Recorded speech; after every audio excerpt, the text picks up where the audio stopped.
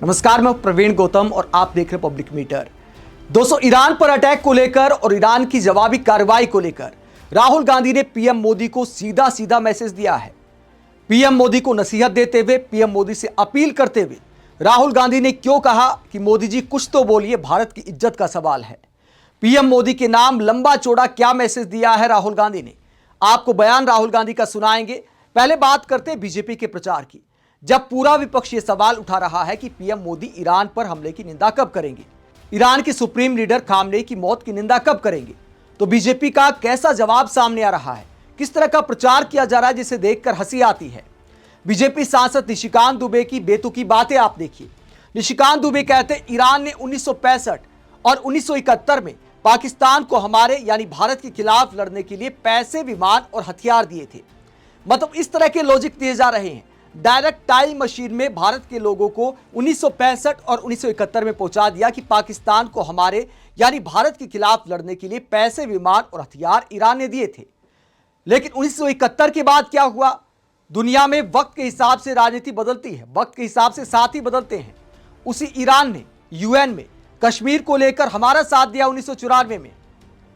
इसके अलावा उसी ईरान के साथ पीएम मोदी ने चाबहार पोर्ट वाला समझौता किया। उसी ईरान से हमने ऊर्जा क्षेत्र में अनेकों सौदे किए, वहां से गैस खरीदी, ईरान से कच्चा तेल हमने खरीदा। पीएम मोदी कितनी बार मुलाकात कर चुके हैं, पीएम मोदी भारत ईरान की यारी के गाने गा चुके हैं। तो क्या तब 1965 और 71 याद नहीं आया? अब इस तरह की बातें की जा रही हैं। इसे कहते हैं जनता को एकदम से दिमाग से पैदल समझना कि कुछ भी लॉजिक दिए जा सकते हैं। जहां तक पैसे, विमान और हथियार देने की बात है तो वरिष्ठ पत्रकार मधुरेंद्र कुमार वर्तमान हालात में जो अमेरिका कर रहा है पाकिस्तान के साथ मिलकर, उसकी याद दिलाते हैं। और क्या कहते हैं मधुरेंद्र कुमार निशिकांत दुबे को जवाब देते हुए कहते हैं, वरिष्ठ पत्रकार मधुरेंद्र कुमार कहते हैं, अमेरिका तो पाकिस्तान को पैसे से लेकर हथियार तक अभी भी दे रहा है। तो इसका क्या मतलब है? 1965 और 71 की बात कर रहे हैं, जबकि खामनेई 81 से लेकर 89 तक ईरान के राष्ट्रपति रहे और सर्वोच्च सत्ता 1989 में संभाली। कश्मीर मुद्दे पर भारत का समर्थन किया। सामरिक और आर्थिक लिहाज से महत्वपूर्ण चाबहार पोर्ट सैंक्शन के बावजूद आज भी खड़ा है। भारत का प्रमुख एनर्जी सप्लायर रहा, जिससे हमारी अर्थव्यवस्था को मजबूती मिली। राजनीति में यूं ही नहीं कहा जाता कि मतलब निकल गया तो पहचानते नहीं। तो मधुरेंद्र कुमार आईना दिखाते हैं कि जहां तक हथियार, पैसे और विमान देने की बात है तो अमेरिका अब भी पाकिस्तान की सपोर्ट करता है, हमारी भी सपोर्ट करता है, पाकिस्तान की भी सपोर्ट करता है। पीएम मोदी को भी आई लव यू बोलता है, लेकिन साथ ही पाकिस्तान के प्रधानमंत्री शहबाज शरीफ और आसिफ मुनीर को भी Donald Trump bar bar love you करते हैं। 1965 और 71 की बात करने वाले बीजेपी सांसद क्या ये भूल गए हैं कि ऑपरेशन सिंदूर के बाद कितनी बार पाकिस्तान के जनरल आसिफ मुनीर की ट्रंप ने तारीफ की है? तो हाल फिलहाल का याद रखें या 1971 में पहुंच जाएं। इसे कहते हैं जनता को बेवकूफ बनाने वाली राजनीति। वही राहुल गांधी ने इस पूरे मसले पर क्या कहा, उससे पहले मनोज झा क्या कहते हैं पीएम मोदी की चुप्पी को लेकर और भारत के साफ स्टैंड ना लेने को लेकर? मनोज झा क्या कहते हैं?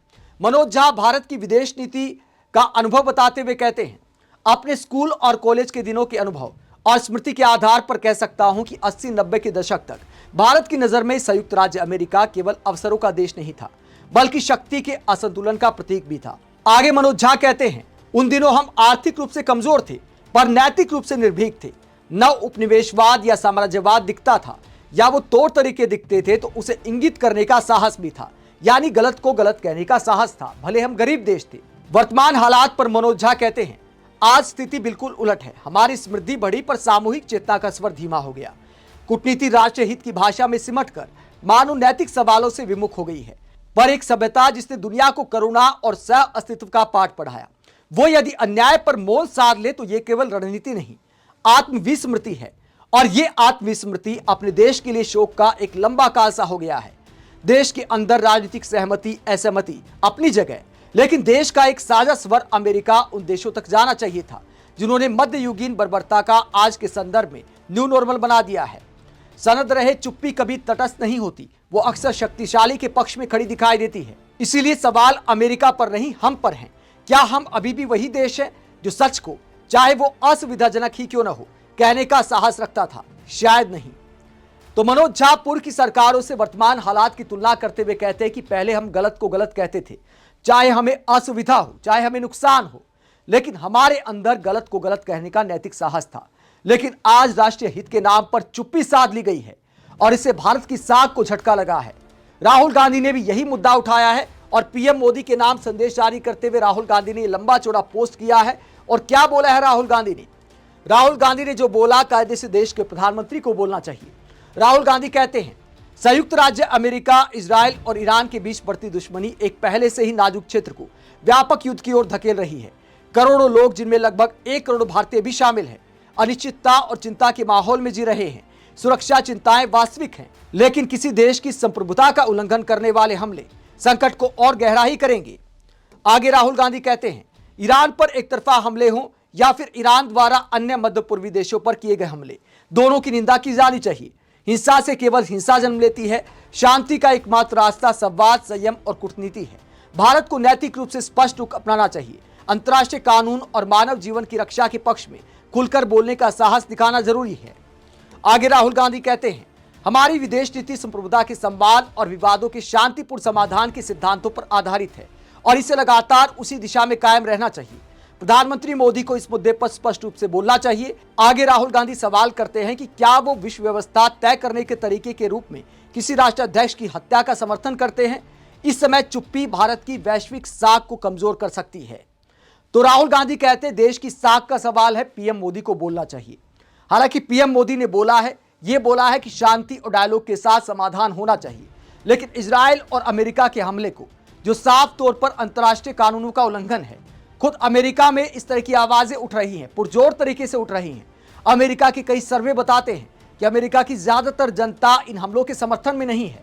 तो अमेरिका सहित दुनिया भर से जब इजराइल अमेरिका के हमले को गलत बताया जा रहा है, तो भारत के प्रधानमंत्री चुप क्यों है, राहुल गांधी ने सवाल उठाया है। विपक्षी नेताओं के ऐसे रिएक्शन और प्रधानमंत्री की ईरान पर चुप्पी को लेकर वरिष्ठ पत्रकार उर्मिलेश कहते हैं, ईरान पर यूएस इजराइल के हमले और वहां के सर्वोच्च नेता अली खामनेई की हत्या पर सरकार का अब तक कोई अधिकृत बयान नहीं आया। सत्ताधारी पार्टी बीजेपी का भी बयान नहीं आया। अब तक सिर्फ कांग्रेस और वामपंथी पार्टियों के ही बयान नजर आए हैं। वैश्विक महत्व के घटनाक्रम पर ऐसा पहली बार दिखाई दे रहा है। वही वरिष्ठ पत्रकार श्याम मीरा सिंह इस पूरे मसले पर मोदी सरकार की चुप्पी पर सवाल उठाते हुए कहते हैं, ईरान के मासूम बच्चों की हत्या वॉर क्राइम है। हमने एक स्वतंत्र देश के रूप में इस युद्ध की निंदा तक नहीं की। ईरान सुप्रीम की हत्या पर एक बात तक नहीं रखी। हमने शांति की अपील तक नहीं की। क्या हमारी विदेश नीति अब अमेरिका की जेब में गिरवी हो चुकी है? भारत की स्थिति कभी नहीं थी। आप इस पूरे मसले को लेकर क्या सोचते हैं? कमेंट बॉक्स में अपनी राय जरूर दें। साथ ही चैनल को सब्सक्राइब भी करें। नमस्कार।